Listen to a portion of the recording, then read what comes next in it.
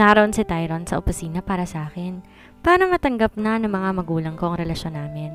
Paano ko nagawa na bigyan sila ng problema? Gayong ako lang naman ang iniisip nila. Now I'm guilty. Super guilty dahil ang dami kong kasalanan sa kanila. Sorry ma. Sinserong bulong ko bilang paghingi ng tawad sa mga kasalanan ko sa kanila. Marahan at nakakaintindi niyang tinapik ang balikat ko at bumulong pabalik. I love you anak. Doon na ako naiyak ng tuluyan. Kulang ginawa kong mabuti para sa lahat ng to, but thank you God for giving me this forgiving and loving parents. Imelda, anong ginawa mo sa anak mo? Nag-aalala si Daddy matapos marinig ang hikbi ko. Wala Ruben, sinabihan ko lang ng I love you na miss yata si Tyron eh. Tumawa pa na mahina si Mama. Ma, sana magmana ka sa daddy mo, apo. Hindi dito sa mami mong makulit. Bulong pa ni Mama sa tiyan ko. Ma, sa akin dapat. Ako ang kalahi nyo. Baktol ko pa. Ngunit tawa lang ang sagot niya maging si Daddy. Mahina lang ding natawa. Nagkasundo pa silang dalawa na hindi nga daw po pwedeng magmana sa akin ng anak ko.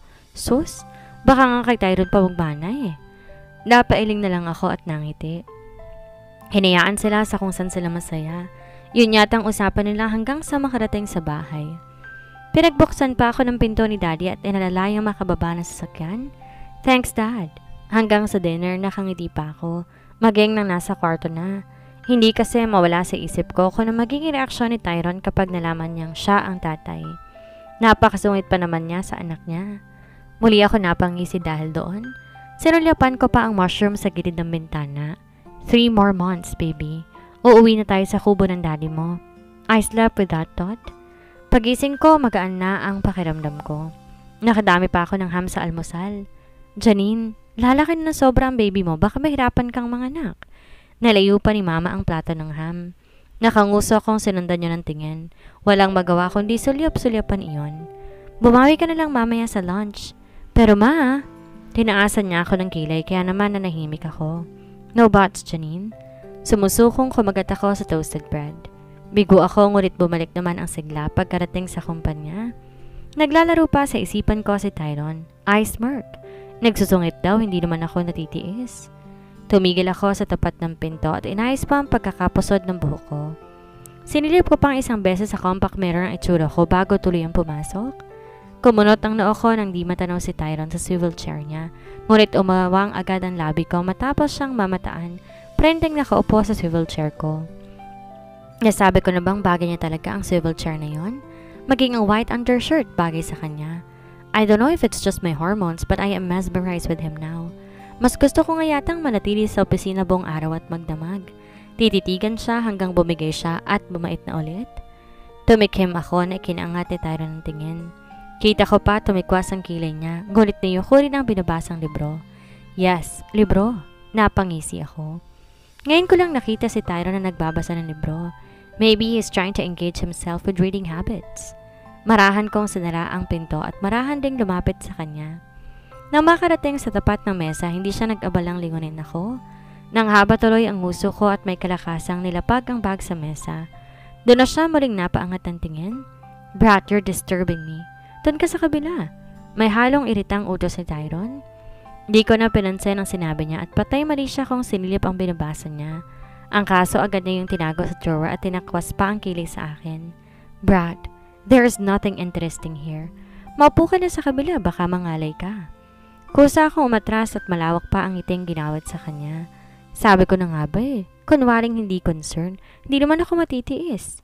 Nag-aalala yan pero pasekreto lang. Sabay tayong mag-lunch mamaya, kuya. Bulong ko bago ngumisi at marahang kinuha ang bag ko. Kita ko ang pagtalim ni Tyron ngunit walang ibang sinabi. Pagkaupo ko sa swivel chair, ay sinulyap-sulyapan ko pa siya sa magiging reaksyon niya, ngunit wala talaga. Masungit ang daddy baby. Pansin kong masyado na siyang abala sa binabasa at hindi na ako nilingon. Kahit nang paikutin kong upuan hindi siya lumingon, ngunit dinig ko nahulog ang ballpen na hawak na niya. Paglingon ko naman wala na sa akin ang atensyon niya. Pinagkibit balikat ko na lamang. Finokus ang sarili sa panonood ng cooking videos at sinulat ang mga recipe. Ngunit nang magutom at wala pang sekretarya ay nilingon ko na si Tyron.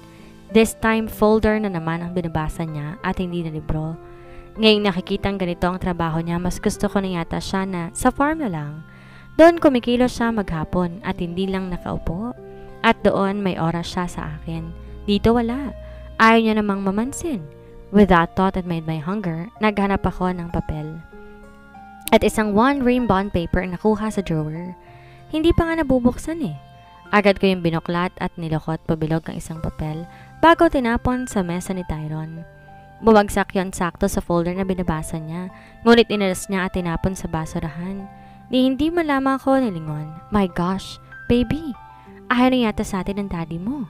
Napaingos ako at muling nagbilot ng papel na itinapon sa kanya. Kumunot nga lang ang noon niya at hindi ako nilingon. Sa inis ko, sunod-sunod ko na siyang pinaulanan ng papel hanggang sa mapatayo na siya. Brad, what do you think you're doing? Ang kalat na. Namewang pa ang isang kamay niya. Inosente akong kumarap at nilingon ang mesa niya. Puro na nga iyon ang papel hanggang sa sahig, but I don't care. Mas gusto ko ang atensyon niya. Kumurap pa ako muli pagharap sa kanya, na hindi na maipinta ang mukha ni Tyron. Now tell me, what do you want? Tumalim pa ang tingin nito sa akin. Gutom ako. Gusto ko ng Tyron. Pasimple ko pang kinagat ang pang-ibabang labi ko. Namiss ko na ang isang Tyron na masarap. Kunwari, inosenteng ulit ko pa. Kita ko umawang ang mga labi niya, ngunit agad ding bumalik sa pagiging estrito. Binalak pa niyang maupo ulit, ngunit agad ko rin na binato ulit ng papel. Sa huli, isang linya ang mga labi na paglapit niya sa akin. Will you stop? Fine, tell me what you want. Nagtitimping bigkas ni Tyron. Dumukwang pa siya at hinuli ang mga tingin ko. Sa taas niya, kusa akong napapatingala at kahit gaano pa nakakapanindig balahibo. Ang aura niya ay hindi pa rin ako titiklob. Siya ang gusto ko. Atensyon niya ang gusto ko. I want you. Walang kurap na bigkas ko. At naglumikot pa ang tingin niya at muntika nang mawalan ng balanse mula sa pagkakadokwang. Marupok na Tyron. Sigurado akong nagpipigil lamang siya. Nag-iinarte pa kasi. Mahina akong natawa na ikinalingon niya. Natikom ko na nga lamang ang bibig sa matalim niyang tingin. Wala ata siyang binigay na iba tingin kung hindi matalim. So bad, Janine. Tumikim na ako at magsaseryoso na dahil mukhang hindi na talaga siya natuluwa. Gutom ako. I want some donuts and ham. Mas lalo yata siya nagalit sa sinabi ko at sumulyap sa tiyan ko. Umayos pa ng tayo at pinagpag ang dress shirt niya. Anaconda nga. Balong ni Tyron bago nagmarcha palabas ng pinto. Napaingos akong muli. Tinawag pang anaconda ang anak niya. Sinunod din naman. But my lips automatically stretched for a smile. Nakalimutan yatang may secretary na po pwede niyang utusan at di naman kailangan na siya pang bumili. Pinagkibit balikat ko yon. Sa taway tinawagan ko si Maymay. Hikab ang bungad niya na kinakunot ng noo ko. Puyat ka, Maymay? Humikab siya ulit. Slight, Janine. Yung donuts mo pala saka ko na ibibigay. Ayos lang, kahit wag na. May iba na akong gusto. Dinig kong napamura siya na ikinatawa ko. Janine naman. Don't tell me na ako na naman ang bibili niyan. Napailing ako kahit di niya nakikita. Silly. He is priceless. Natahimik to't parang doon lang napagtanto ang sinasabi kong gusto ko. Oh, si Tyron. Okay ka na pala. Mukhang masaya ka na. Bye na. Hindi pa ako tapos magkwento. Kaya lang ay sunod kong narinig ang pagkaputo ng linya. Napamang ako sa huli niyang sinabi. Ngayon, duda ako na matatawagan ko pa siya. Bala ko pa naman na magkwento. Bumalik na lang ako sa panonood ng cooking videos. Ilang minuto lang naman ang hinintay ko at bumalik na si Tyron. Agad ay malaking ngiti ang binigay ko sa kanya. Nagningning pa ang mga mata ko matapos makitang 2 box ng donuts ang bitbit niya. Large shake at ham na sa food container. Walang salita, nilapag na iyon sa lamesa. Maging ang plastic spoon and fork. Walang lingon-likod din siyang bumalik sa mesa niya. Sinundan ko lang siya ng tingin at bumalik na sa pagbabasa. Bagya akong umuso. Parang labag yata sa loob niyang pagsalbihan ako. Hindi naman masama ang ugali ko para hindi siya bigyan at amuhin. Kaya naman agad akong lumayo at nilapag ang isang box ng donut sa mesa niya. Kurot ang noo, sinulyapan niya iyon. Dumukwang ako para sana hulihin ang tingin niya. Ngunit kusa siyang nagangat ng tingin. Why give me this? Baka kulang pa sa'yo ang isang box. Nilapit pa niya pabalik sa akin ang box. Agad ko rin yon pinigilan. Hindi ko naman mauubos at saka may isa pa sana akong pabor.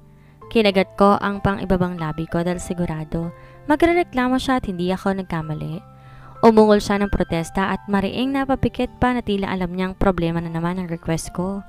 Tila naman perwisyo sa kanya ang mga hiling ko Ano na naman ang gusto mo? I'm not even the father of that anaconda. Bulong pa sa dulo na narinig ko naman pero di pinansin. Samahan mo rin akong kumain ng street food sa labas, please? Binala kong hawakan ang kamay niya, ngunit hindi ayaw niyang umiwas. Nagmura pa at nagpumilit ang mga mata. Napupuno ng pangulila ang mga tingin. Matagal pa siyang tumitig kaya't halos hindi na ako makahinga. Gusto ko na siyang halikan sa mga oras na yan pero baka itulak niya pa ako. Napakurap ako. Napahawak na mahigpit sa mesa. Aakala ko yayakapin na ako ngunit mabilis siyang tumikim at ipinilig ang ulo. Street foods are bad, hindi healthy. Kwek-kwek lang naman Yung walang sauce, promise. Tinaas ko ang palad ko bilang pangako. Marahas siyang huminga at halit labag sa loob niya, umuo na siya. Kaya naman pagdating ng hapon, agad ko siyang binato ng isang papel. Tumalima siya at napatayo na agad na kinahagikik ko. Ang bad ko na nga yata talaga. Na-request kong huwag kaming magsasakyan. Sa huli, sinabayan niya lang ako na maglakad. Di naman kalayuan ng mga nagtitinda, ngunit dahil malapit sa kalsada, ay siya nang pumeso doon sa aking gilid. Dito na lang tayo, huwag na tayong dumayo. Pigil ni Tyrone na hawakan ang braso ko. At tila para matigil ako sa paglalakad. Napatikim ako matapos muling maramdaman ang init doon. Ang mainit at magaspang niyang palad ay tila ginising ang natutulog na init sa katawan ko. Namimiga tuloy ang paghinga ko at kinastigo ang sarili lalo't di ko naman siya po pwedeng halikan basta't kagaya dati. Nilingon ko ang kamay niya na nakahawak sa akin at dinasal na sana palagi ko na lang mahawakan iyon. I am eager now to tell him that he is the father of my child. Naanak niya rin ang anaconda sa tiyan ko. Tumigil siya sa tapat ng una nagtitinda. Hindi pa niya ako hinayaan na kumuha at siya pang nagtusok ng kwek-kwek para sa akin. Seryoso niya talaga na walang sauce at ilang piraso nga lamang iyon. Suka na lang, pilit ko pa sa kanya. Umiling siya at kaagad na nagbayad bago ko giniya paalis doon. But I didn't make a step. Instead, I tugged his shirt and looked at him, pleading. Suka, Tyrone. I want suka. Pagmamakaawa ko sa kanya. Kaya lang mas mahigpit siya. Kung di lang siya nag-iingat, baka kanina pa niya ako kinaladkad sigurado sa sobrang kulit ko. No, Brad. No, Tyrone. Suka, please. Laban ko sa pangontra niya. No, suka. I want suka. Pagdidiin ko. Ilang beses ko pa siyang pinilit hanggang sa sumungko na siya at bigyan na lamang ako ng isang tingin. Halatang ayaw niya rin pero walang magawa dahil mapilit ako. Pagpihit niya, babalik. Sa nagtitinda, pinigilan ko ulit ang braso niya. Mix na pala, Tyrone. Sauce and vinegar. Thanks. Binitawan ko siya, tiniyang umalis, ngunit bigla na lang siyang bumalik. Salubong pa ang kilay niya pagkaharap. Why do I even attend to your requests and demands? Masyado na yata ako mabait at kahit anak ng iba, inaalagaan ko. Dinig kong mahina pa siyang natawa at tila ininsulto pa ang sarili. Ako naman ay napanguso. Ayokong patulan ang galit niya. Hindi naman niya alam ang totoo. Nakaka-guilty na nga dahil sigurado ako nasasaktan siya sa kaalamang iba ang tatay ng anak ko. Kaya lang ang cute kasi niyang asarin at utos-utusan. Huminga ako na malalim at inosenteng tumingin sa kanya. Bakit naman hindi? We're once a lover, Tyrone. Dapat lang naalagaan mo ko. Napasinghap ulit siya, tumigpit pang hawak sa braso ko. You don't know what you're saying. Sa selos ko ngayon, baka akuin ko na yan at di na babalik sa tatay niyan. Pagmumura pa ni Tyrone na halatang hindi na mapigilan pa ang nararamdaman niya. Sinupil ko ang ngiti ko. Sige nga, agawin mo ako, Tyrone. Namiss ko ang isigaw ang pangalan mo habang nasa ilalim mo. Mapang-akit ko pang hamon sa kanya. Umigting ang panga niya.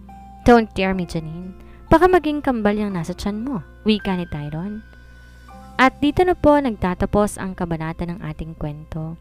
Sana'y muli niyo po akong samahan sa mga susunod pang kabanata. Maraming salamat po. Ingat po tayong lahat.